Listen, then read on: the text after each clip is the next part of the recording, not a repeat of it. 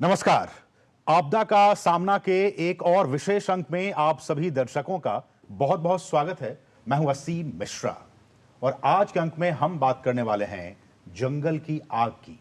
जंगल की आग की यानी कि उनके कारण क्या हैं और उनके निवारण क्या हैं। इस बहुत ही महत्वपूर्ण विषय पर हम इसलिए बातचीत कर रहे हैं क्योंकि बीते दिनों आपने समाचार माध्यमों के जरिए ये सुना होगा, देखा होगा किस तरह से भारत में जो जंगल हैं, खासकर उत्तराखंड के जंगलों की बात की जाए, हिमाचल प्रदेश के जंगलों की बात की जाए और अब तो जम्मू कश्मीर में भी जंगलों में आग लगने की घटनाएं बहुत ज्यादा हुई हैं और इन घटनाओं की वजह से बहुत ज्यादा नुकसान हुआ है। पर्यावरण को नुकसान हुआ है, जान माल का नुकसान हुआ है। इसी विषय पर आज हम बातचीत करेंगे। हमारे साथ कुछ बहुत ही खास मेहमान इस वक्त स्टूडियो में जुड़े हुए हैं और कुछ ऑनलाइन भी है। हमारे साथ हैं राजेंद्र सिंह जी, जो कि सदस्य हैं एनडीएमए के। सर, आपका बहुत बहुत स्वागत है इस खास कार्यक्रम में। हमारे साथ दूसरे खास मेहमान हैं नरेंद्र सिंह बुंदेला, जो कि आईजी हैं एनडीआरएफ के। आपका भी बुंदेला जी बहुत बहुत स्वागत है। और साथ ही साथ हमारे साथ एक बहुत ही मशहूर पर्यावरणविद और ये कम्युनिटी लेवल पे, सामुदायिक स्तर पर पर्यावरण को बचाने के लिए और मैती आंदोलन से ये इनका बहुत ही गहरा नाता लगा रहा है। हमारे साथ पद्मश्री कल्याण सिंह रावत जी हैं। पद्मश्री कल्याण सिंह रावत जी, आपका भी बहुत बहुत स्वागत है इस खास कार्यक्रम में। नमस्कार सर, थैंक यू सर। शुरुआत सबसे पहले राजेंद्र जी आप ही से मैं करना चाहूंगा। और जैसा कि हमने कहा कि इस सीजन में भी, हमने पिछले साल भी देखा, इस साल भी देखा कि बहुत ज्यादा जो है घटनाएं हुई हैं। हिमाचल प्रदेश में की बात कर ली जाए, उत्तराखंड की बात कर ली जाए और अब तो जम्मू कश्मीर की भी खबरें आ रही हैं। आपकी नज़र में ये जो फॉरेस्ट फायर है, जंगल की आग, इसके पीछे सबसे अहम कारण क्या है?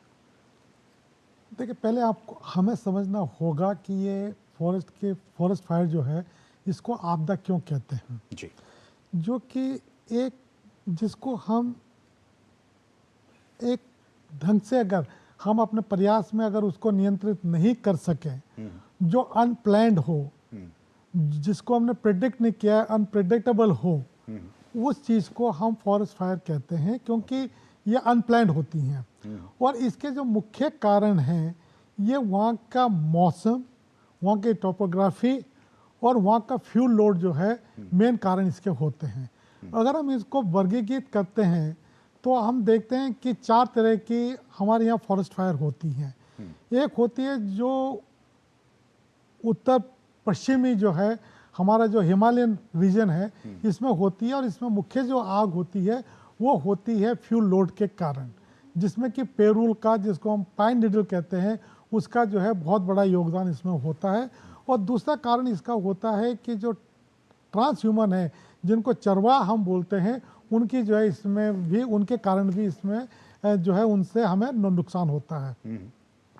जो पश्चिमी जो क्षेत्र है, जैसे गुजरात में गिर फॉरेस्ट है, वहाँ सिर्फ सूखे पत्तों के कारण जो है, फ्यूल लोड के कारण यह आग लगती है। जो मध्य भारत का क्षेत्र है हमारा जो है, और मध्य और पूर्वी क्षेत्र है, पूर्वी भारत का क्षेत्र है, वहाँ जो है गैर लकड़ी उत्पादन जो है, जिसमें हम कहते हैं महुआ के पत्ते, तेंदू के पत्ते, उनके शुष्क पत्तों के कारण जो है आग लगने का खतरा होता है। वो जो नॉर्थ ईस्ट की जो फायर होती है, वो सिर्फ कृषि स्थानांतरण के कारण होती है कि हम आज खेती यहाँ कर रहे हैं, कल दूसरी जगह कर रहे हैं, उसके कारण जो है ये आग लगती है।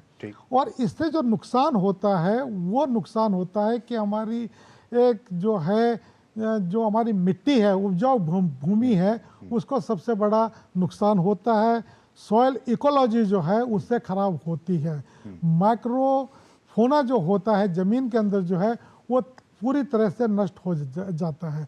दूसरा इसमें जो नुकसान होता है वो हमारे पक्षियों को और जीव जंतुओं को होता है कि जब आग लगती है तो वो वहाँ से निकल नहीं पाते और निकलने का रास्ता ढूंढते हैं, तो शहरों की तरफ और कस्बों की तरफ और गांव की तरफ वो निकलते हैं। और तीसरा जो मेन है उसमें कि जो जंगल का एक सुरक्षा जो कवर होता है, जिसमें झाड़ियाँ होती हैं और चीज़ें जो छोटी छोटी होती हैं, वो जल के जब पूरी तरह से नष्ट हो जाती है तो आग जो है फिर जो है आगे बढ़ती है। तो ये लो इंटेंसिटी आग और मीडियम इंटेंसिटी फायर और लार्ज इंटेंसिटी की फायर जो है, इसके ऊपर डिपेंड करती है कि हमने कब उसको पहचाना, कब उसकी जानकारी हमें मिली और उसके बाद कितनी रोकथाम हम इसकी कर सकते हैं। अगर इस पूरे सीजन की बात कर ली जाए तो अब तक जंगलों में लगी आग की वजह से कुल नुकसान की बात की जाए तो वो 5 करोड़ 66 लाख ₹54,286 का अब तक हो चुका है और ये नुकसान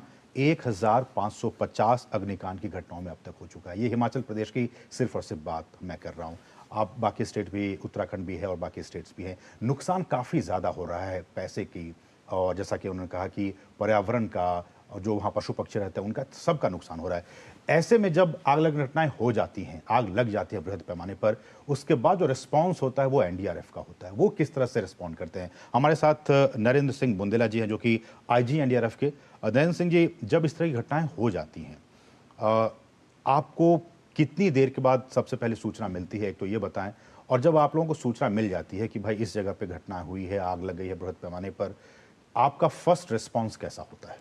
तो मैं ये बताना चाहूँगा, फॉरेस्ट फायर का जो इंसिडेंट स्टेट में होता है, सबसे पहला रिस्पांस फॉरेस्ट डिपार्टमेंट करता है।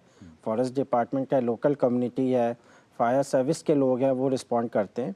अभी मिनिस्ट्री ऑफ होम अफेयर्स ने हमारी 3 टीमें बनाने का निर्देश दिया है, जिसके तहत हमने उत्तराखंड, असम और आंध्र प्रदेश में 3 टीमें इनको ट्रेनिंग की है, इनको इक्विपमेंट उपलब्ध करवाए हैं। ये छोटे तौर पे हमने काम करना शुरू किया है।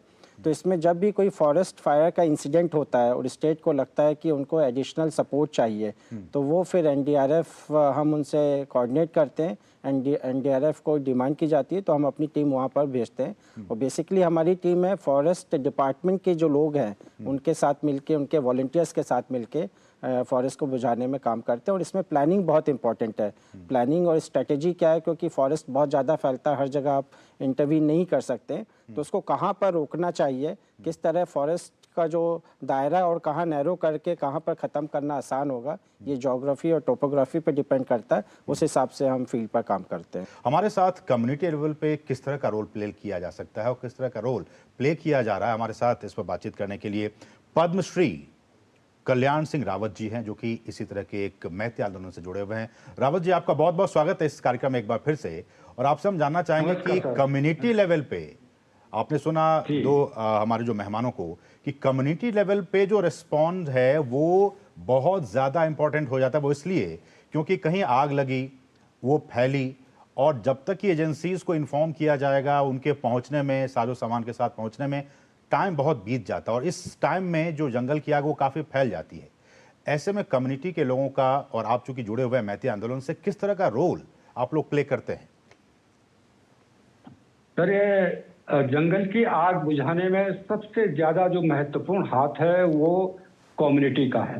सामुदायिक रूप से जब तक समुदाय आगे नहीं आएगा तो तब तक हम आग बुझाने में कतई सक्षम नहीं हो पाएंगे।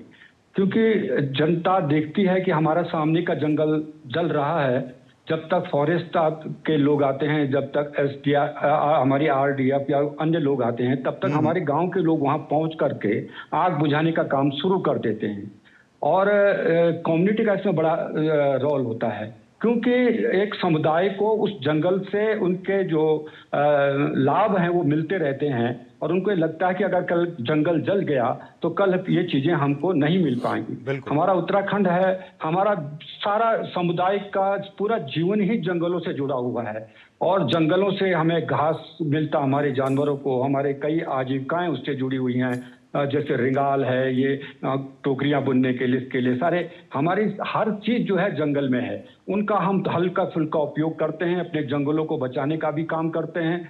जब जंगल जलते हैं तो सबसे बड़ा दुख हमारे गांव लोगों को होता है कि अब हाँ, अगर ये जंगल जल जाएंगे तो फिर हमारे जो आजीविका है कैसे आगे चलेगी, और इसमें पानी के स्रोत भी डिस्टर्ब हो जाते हैं, वो सारी घासें जल जाती हैं तो जानवरों को फिर घास कहाँ मिलेगी, हमारे पास ज्यादा उतना भंडार घास का भी नहीं होता है। तो ये सब चीजें देख करके ये लगता है कि समुदाय का बड़ा हाथ है आग बुझाने में।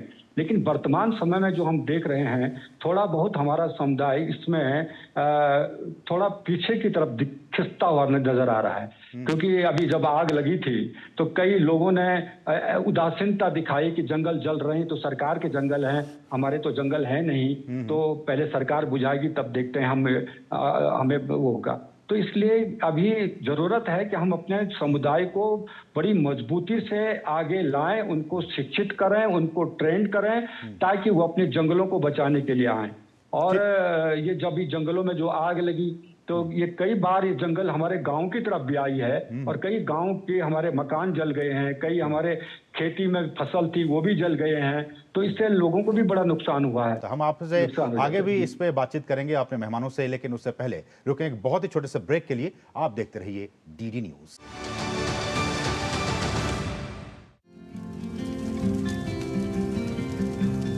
पापा, ये जंगलों में आग लग कैसे जाती है? बेटा, गर्मी के गर्म तापमान के अलावा घरों के जलते पदार्थ जैसे कि दिए, सिगरेट, उनसे सूखे पत्ते और घास फूस में आग फैल जाती है। तो ऐसा होने से रोके कैसे? बच्चों, सबसे पहले तो आप ये सुनिश्चित करें कि आग आप लोगों की वजह से ना लगे।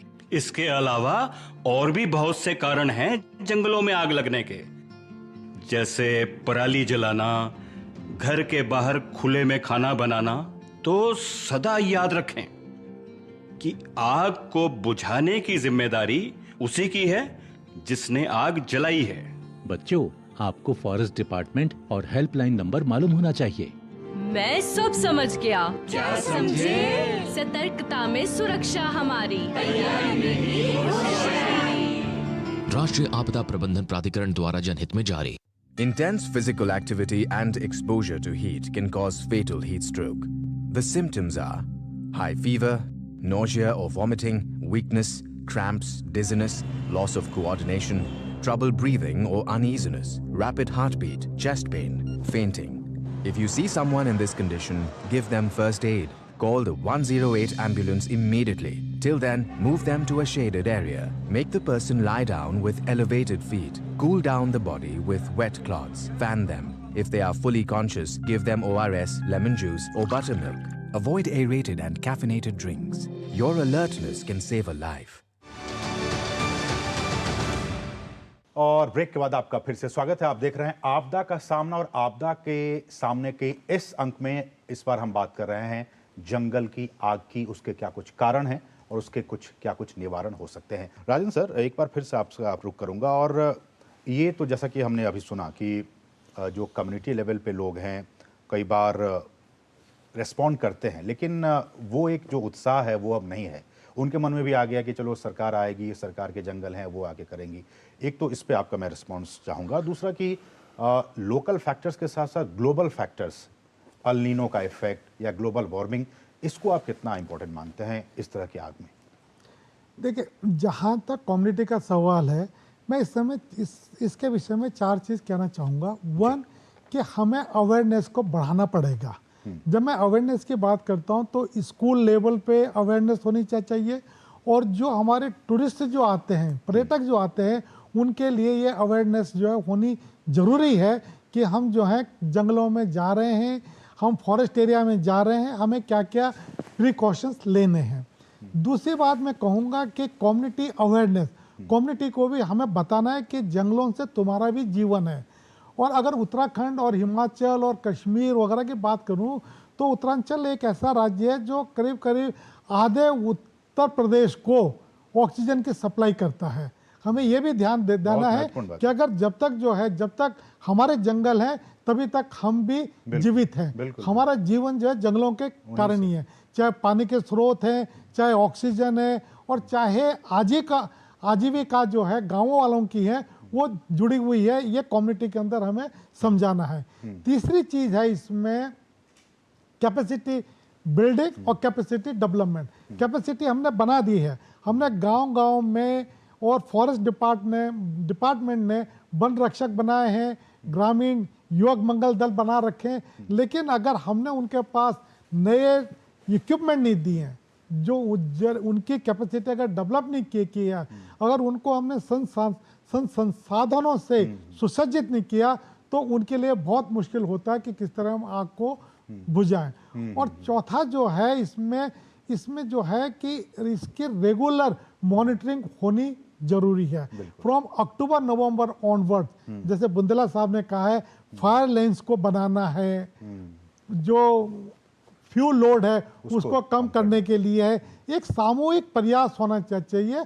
और मैं कल्याण सिंह रावत जी, मैथी फाउंडेशन, ऐसे लोगों को बधाई देता हूं कि ये लोग उस चीज़ को बनाए रखे हैं। और उत्तराखंड का तो इतिहास है, चाहे गौरा देवी का इतिहास हो, चाहे सुंदरलाल बहुगुणा जी का इतिहास हो, कल्याण सिंह जी का इतिहास हो, इन लोगों ने पूरा जीवन अपना जंगलों को बचाने में लगाया है। देखिए, जलवायु परिवर्तन आपने कहा है, हीट वेव और जंगलों में आग का संबंध आपस में बहुत गहरा है।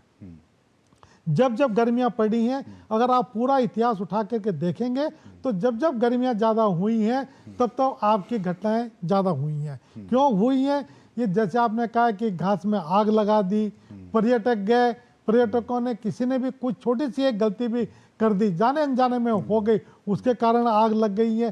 तो इससे और इसका जो सबसे बड़ा इफेक्ट हो रहा है, जैसे अगर हम मध्य भारत में चलते हैं या उत्तराखंड में चलते हैं, तो जो जनवरी फरवरी में जो बारिशें होती थी वो बारिशें अभी नहीं हो रही हैं। और जब बारिशें होती थी तो जमीन में नमी बहुत ज़्यादा होती थी, तो अगर फायर की कोई घटनाएं होती भी थी तो उस समय जो है वो आग नहीं पहुंच पाती थी।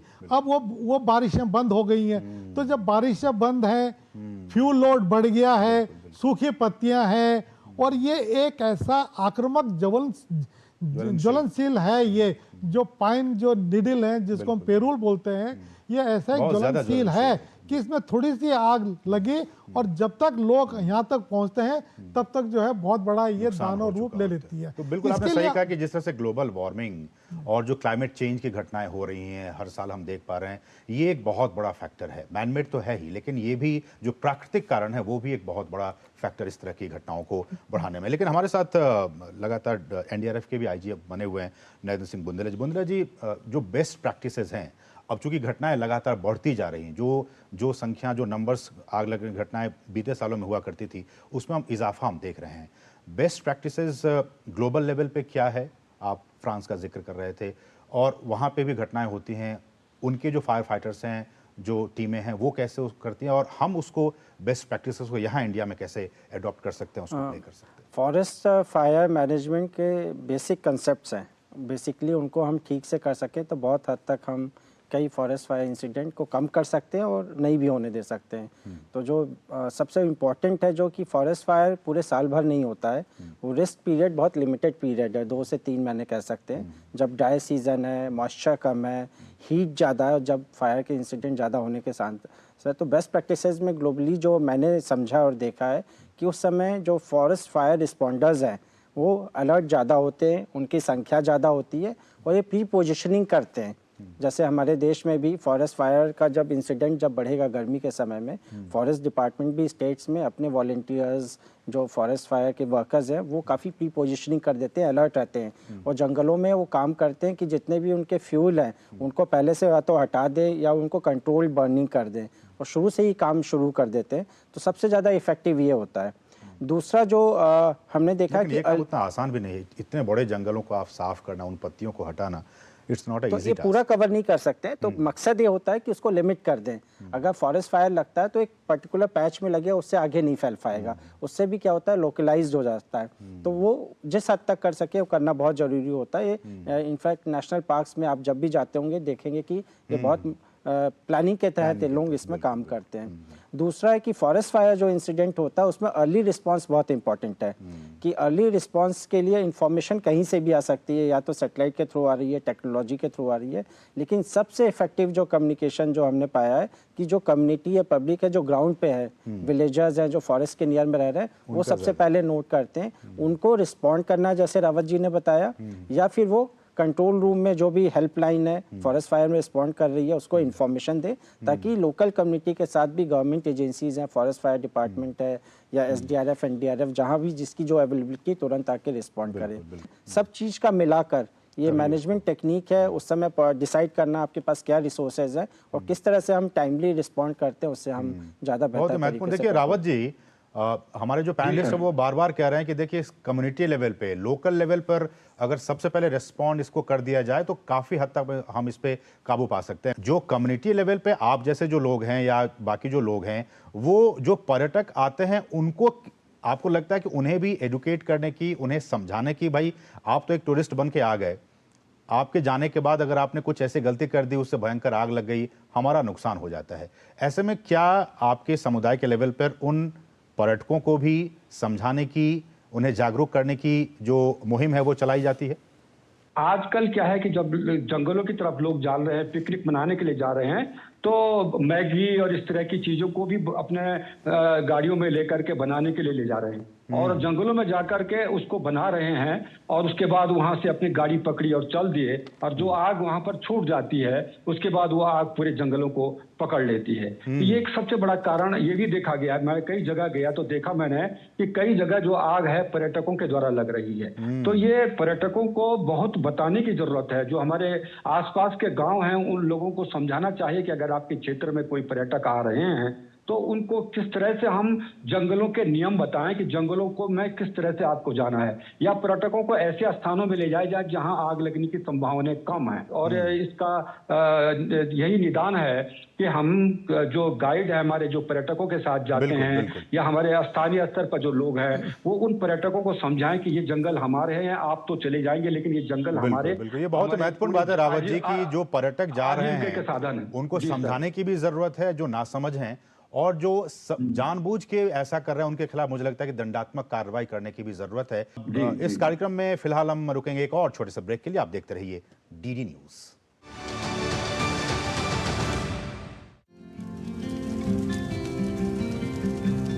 पापा, ये जंगलों में आग लग कैसे जाती है? बेटा, गर्मी के गर्म तापमान के अलावा घरों के जलते पदार्थ जैसे कि दिए, सिगरेट, उनसे सूखे पत्ते और घास फूस में आग फैल जाती है। तो ऐसा होने से रोके कैसे? बच्चों, सबसे पहले तो आप ये सुनिश्चित करें कि आग आप लोगों की वजह से ना लगे। इसके अलावा और भी बहुत से कारण हैं जंगलों में आग लगने के, जैसे पराली जलाना, घर के बाहर खुले में खाना बनाना। तो सदा याद रखें कि आग को बुझाने की जिम्मेदारी उसी की है जिसने आग जलाई है। बच्चों, आपको फॉरेस्ट डिपार्टमेंट और हेल्पलाइन नंबर मालूम होना चाहिए। मैं सब समझ गया। क्या समझे? सतर्कता में सुरक्षा हमारी। राष्ट्रीय आपदा प्रबंधन प्राधिकरण द्वारा जनहित में जारी। Intense physical activity and exposure to heat can cause fatal heat stroke. The symptoms are high fever, nausea or vomiting, weakness, cramps, dizziness, loss of coordination, trouble breathing or uneasiness, rapid heartbeat, chest pain, fainting. If you see someone in this condition, give them first aid. Call the 108 ambulance immediately. Till then, move them to a shaded area. Make the person lie down with elevated feet. Cool down the body with wet cloths. Fan them. If they are fully conscious, give them ORS, lemon juice or buttermilk. Avoid aerated and caffeinated drinks. Your alertness can save a life. और break के बाद आपका फिर से स्वागत है। आप देख रहे हैं हमारा विशेष कार्यक्रम आपदा का सामना। और आपदा का सामना के आज के अंक में हम बात कर रहे हैं फॉरेस्ट फायर की, जंगल की आग की। हम इस कार्यक्रम के आखिरी चरण में, आखिरी पड़ाव में पहुंच गए हैं। हम एक आखिरी टिप्पणी, लास्ट टिप्पणी, कमेंट हम चाहेंगे अपने सभी मेहमानों से। राजन सर, आपसे मैं शुरुआत करना चाहूँगा। कैसे देखते हैं आने वाले दिनों में, चूंकि क्लाइमेट चेंज अपनी जगह है, ग्लोबल वार्मिंग अपनी जगह है, हम एक इंसान के तौर पर, एक नागरिक के तौर पर हम किस तरह का रोल प्ले कर सकते हैं? देखिए, कम्युनिटी जहाँ जहाँ जुड़ी है वहाँ वहाँ हम लोगों ने इस पे विजय प्राप्त की है। गुजरात अर्थक्वेक हुआ, वहाँ के लोगों को जोड़ा हमने और उनके अनुसार हमने वहाँ मकान बनाए। नेपाल अर्थक्वेक हुआ, 50,000 मकान हमने कम्युनिटी के साथ मिलकर भारत सरकार ने बनाए हैं। जब हम साइक्लोन के एरिया में जाते हैं तो साइक्लोन रिस्क मिटिगेशन जो प्रोग्राम हमने लॉन्च किया है, बिपरजॉय देख लीजिए, रिमॉल देख लीजिए, लॉस ऑफ लाइफ इज 0। और इसीलिए हम कहते हैं कि अर्ली वार्निंग डिसेमिनेशन जो हो रहा है वो हो रहा है, टाइम पे है। चाहे वो NRSA की रिपोर्ट है, 1 घंटे के अंदर पहुंच जाती है। और FSI ने एक वेब पोर्टल लॉन्च किया है अपना, जिसमें 2,86,520 लोगों ने उसको जनरेट किया है, उनको अपलोड किया है अपने फोन पे। तो ऐसा नहीं है कि ये नहीं है, हर एक के पास लोगों को जागरूक किया लेकिन जा अब रहा है। उस समय जागरूकता बहुत ज्यादा है, लोगों के पास है। ठीक है। लोगों के पास ये है कि इस नुकसान को कम किया जाए, एसओपी बनाई जाए, जी। और जो उत्तराखंड में जो लोग जा रहे हैं कम से कम उसमें जागरूक चार करने धाम की यात्रा के लिए तो जा ही रहे हैं, लेकिन उसमें एक लाइन ये भी जोड़ दिया जाए कि भाई जंगलों में जाने से पहले क्या क्या सावधानियां आपको लेनी है। डूज एंड डोंट्स करने की जरूरत है। मुंदला जी, आपका आखिरी टिप्पणी आपकी, किस तरह से इसको माने कि और किस तरह की प्रैक्टिसेस लाने की जरूरत है ताकि अगर फ्यूचर में, भविष्य में और भी विकराल घटनाएं होती हैं तो उसको एक काबू पाया जा सके? तो जैसा कि सर ने बताया कि सबसे इम्पॉर्टेंट है कैपेसिटी बिल्डिंग, जिसमें ट्रेनिंग भी है, इक्विपमेंट का है, रिसोर्सेज है, ये बहुत इम्पॉर्टेंट है। इसके अलावा जो सेकंड पार्ट है कैपेसिटी बिल्डिंग के अलावा कि रिस्पांस पार्ट, क्योंकि जहाँ देखा गया है कि अब अगर हम दूसरे देशों की बात करते हैं कि फॉरेस्ट फायर के इंसिडेंट्स बढ़े हैं, लेकिन जिस देशों ने फॉरेस्ट फायर का रिस्पांस मैकेनिज्म स्ट्रॉन्ग किया है, अर्ली वार्निंग सिस्टम स्ट्रॉन्ग किया है और टाइमली रिस्पॉन्ड कर रहे हैं, वहाँ पर एक लेवल से जाके फॉरेस्ट फायर के इंसिडेंट्स रुके भी हैं। ऑब्वियसली कि जो भी फायर इंसिडेंट होता है पुलिस भी उसमें कार्रवाई करती है, लीगल एक्शन और स्ट्रॉन्ग हो, लोगों के अगेंस्ट कार्रवाई हो, अवेयरनेस हो, तो इससे भी बहुत फर्क। रावत जी, आपके पास आना चाहूंगा, आखिरी टिप्पणी, किस तरह से समुदाय, व्यक्ति विशेष, गांव वाले किस तरह का रोल प्ले कर सकते हैं? सर यह है कि कोई भी आग जंगल की होगी वो बिना समुदाय के सहयोग से नहीं बुझ सकती है, चाहे हम कैसे कैसे उपकरण ला दें। इसलिए जरूरी है कि समुदाय को प्रशिक्षित किया जाए। हमारी महिला मंगल दल हैं, युवा मंगल दल हैं, इनको आग किस तरह से बुझाई जाए इसकी ट्रेनिंग दी जानी चाहिए। और मैं दूसरा ये रिक्वेस्ट करता हूं कि जो 1980 में जो एक वनों के लिए एक अधिनियम बना था कि 1000 मीटर से ऊपर जो है पेड़ों को न काटा जाए, उसमें से चीड़ को अलग कर दिया जाए, क्योंकि चीड़ इतना बढ़ गया है हमारे उत्तराखंड में, 28% से ऊपर चीड़ चले गया है और ये चीड़ ही सबसे बड़ा कारण है। अगर चीड़ का हम वैज्ञानिक प्रबंधन शुरू कर दें और उसमें लोगों को उसकी वो दे दें, तो उसमें लगता है कि आग की घटनाएं तो होती ही रहेंगी, लेकिन उसको न्यून किया जा सकता है और हम कम से कम जंगलों को जो है नुकसान से कर सकते। ये कुछ नीतिगत मामले हैं और जैसा कि आपने कहा कि क्या कुछ इसमें किया जा सकता है, जो चीड़ के जो पेड़ हैं उनको कैसे कट किया जा सकता है जिससे कि जो वनाग्नि है उस पर कम से कम वो घटनाएं हो सकें। फिलहाल समय इतना ही है इस कार्यक्रम में, तो बहुत बहुत शुक्रिया अजय साहब का, बहुत बहुत शुक्रिया हमारे साथ इस कार्यक्रम में जुड़ने के लिए। हमारे बुंदला जी आपका भी बहुत बहुत शुक्रिया और रावत जी आपका भी बहुत बहुत शुक्रिया इस कार्यक्रम में जुड़ने के लिए और अपने अनुभवों को हमारे दर्शकों के साथ साझा करने के लिए। तो इसके साथ ही आज के इस कार्यक्रम में बस इतना ही। मुझे और हमारी पूरी टीम को दीजिए अनुमति। नमस्कार।